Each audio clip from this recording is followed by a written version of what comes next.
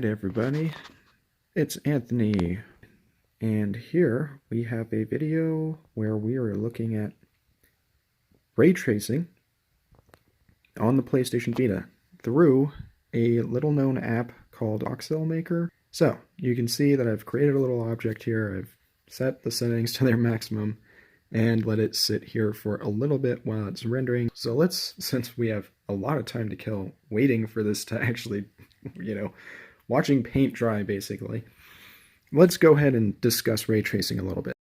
Basically, when you have rays, in real life, you have a light source, and a light source emits light. It's just like boom, boom, boom, constantly emitting light.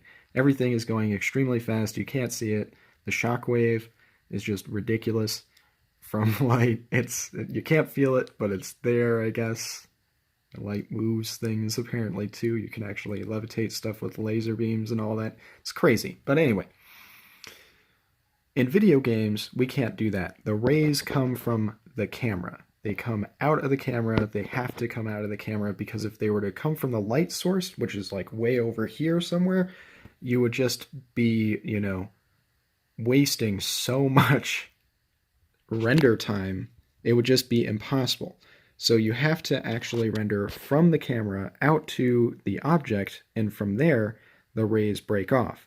If the rays are occluded, like they are here, then you end up with a shadow, and then the ray, it goes to the light and creates a shadow in the opposite direction. You do have like ambient occlusion and all that stuff that can be calculated in, like this application allows you to do.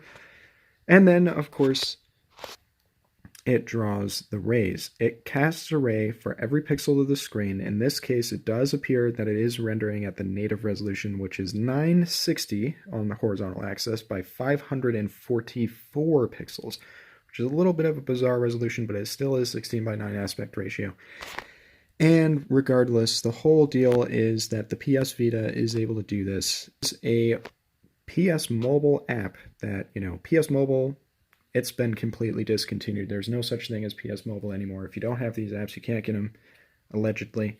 Maybe there is a way to get the hacked version of the apps, but, if you don't want to do that, you can just use your Android or possibly an iOS phone and download the Voxel Maker app for Android or iOS.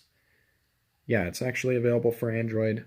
I can make pretty much this exact same scene and run it on my phone. My phone will probably be much faster, and if I were to render it at the same resolution as the PS Vita's screen, it would probably render out much faster. Didn't I already say that? I think I did say that. So, but this is what the PS Vita was doing, in whenever this app was made. I don't know when PlayStation Mobile came around. I can't remember. It was like a year after the PS Vita launched or so. It could have been a couple of years, actually. I don't even know how hot the Vita is getting, actually. But anyway, the PS Vita is capable of doing ray tracing. It's not real-time ray tracing, just like the 3DS wouldn't be capable of doing real-time ray tracing, but it can ray trace things, and that is pretty interesting in and of itself. There are some people apparently that don't believe the PS Vita can do that. Well, we're talking about a huge number of pixels, 960 by 544. It's a huge number of pixels that are being rendered, that have to be rendered or processed and you can see there is depth of field here as well. That's why the edges are all blurry. And the center, the focal point, is actually like one of these little voxels here. So it is, going to be nice and sharp in the center of the image and really blurry everywhere else. But it is interesting to see that the PS Vita is doing this. This is it's an actual PS Vita 2000 model, and it is running this. It's like a real PS Vita. Everybody should know that. Obviously the operating system is real. The buttons are real, so, I don't know. I don't know how I'd be faking the buttons. Ray tracing on the PS Vita. It's not real time, but if you really think that the 3DS's Pica 200 GPU could handle ray tracing in real time, you are smoking crack. though raycasting is much simpler. And raycasts are used for screen space reflections. And I did the math, actually. I did the math for that, so four times 130,000 pixels, 520,000 pixels? Something like that? I don't know. It's a lot of pixels per frame that it has to calculate. Of course, each of these frames are not being calculated at 30 frames per second or 60 frames per second. It's more like a frame every like 5 seconds. But the PS3 could actually handle a pretty good chunk of what the PS Vita is doing right now in real time at 30 frames per second. So we're talking 640 by 480 resolution, 30 frames per second, real-time ray tracing on the CPU exclusively, which is insane. And that was using the Cell broadband engine, and we're talking about, CPU only ray tracing on the PS3's Cell broadband engine way back in 2007 using Linux Yellow Dog kernel. Very powerful hardware back in the day. By today's standards, PC GPU or CPUs have actually superseded it. Possibly even GPUs have superseded it. When it comes to actual real-time full-on path tracing or ray tracing, NVIDIA RTX GPUs, I'm not sure where they really stand, but they're supposed to be quite good. Of course, when it comes to hybrid rendering, which is rasterized rendering with ray tracing elements for shadows or reflections or global illumination, or a mixture of any of those or all of them at the same time, basically what you're getting, is a maximum of around 60 frames per second in 1080p right now, but performance is increasing rapidly as developers come to grips with the software to manage the ray output from the camera and get that working with rasterized rendering. It is very interesting stuff indeed, but, it is not the same thing as real-time ray tracing and real-time path tracing, which, is quite amazing stuff. And that's what it looks like, basically. This is what you get.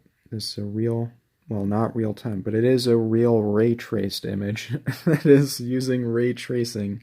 So 49 rays per pixel, I would assume. That's how most ray tracing engines work. At least that's how Blender works. It lets you know how many how many rays are actually being cast out per pixel. So I would assume that there is going to be 49 samples per pixel. And you can see what the effect is down here on that shadow. Of course, the more rays, the better the end result is going to be. And you can see this very blurry, weird, quick preview.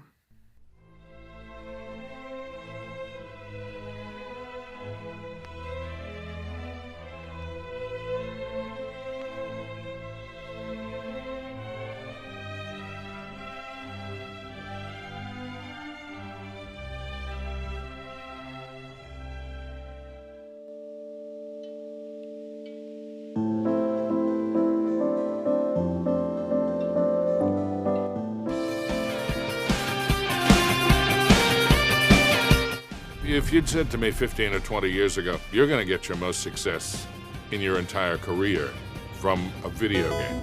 Yeah, right.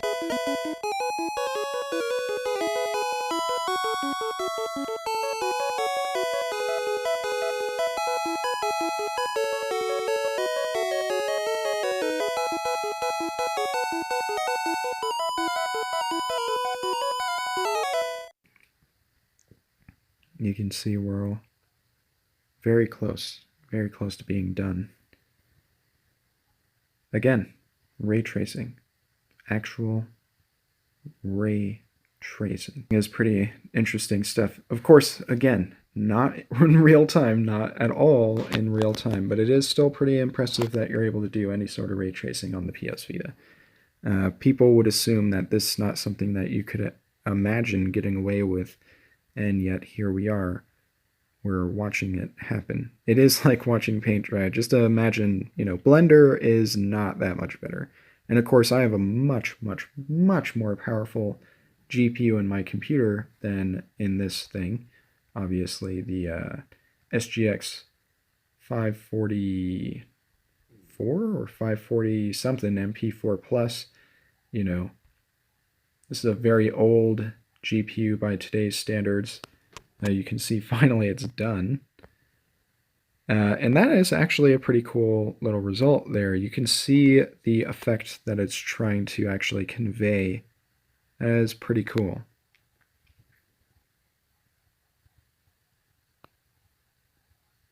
A ray traced image right on the PS Vita. Again, completely unmodded, totally normal, totally real. PS Vita, real specifications here. Let me go and bring you down to my system information, official firmware. Whoa. Gonna have to probably block that out. But yeah, this is a real life PS Vita doing real ray tracing. And you can see when we're not in the renderer, it immediately dumps those shadows because they do not exist outside of the renderer. And of course the lighting. This is where the light is actually, somewhere up there. It is what it is, but, very simple, very interesting little thing. We're going to save this model. I think it saved it. And I think that's it.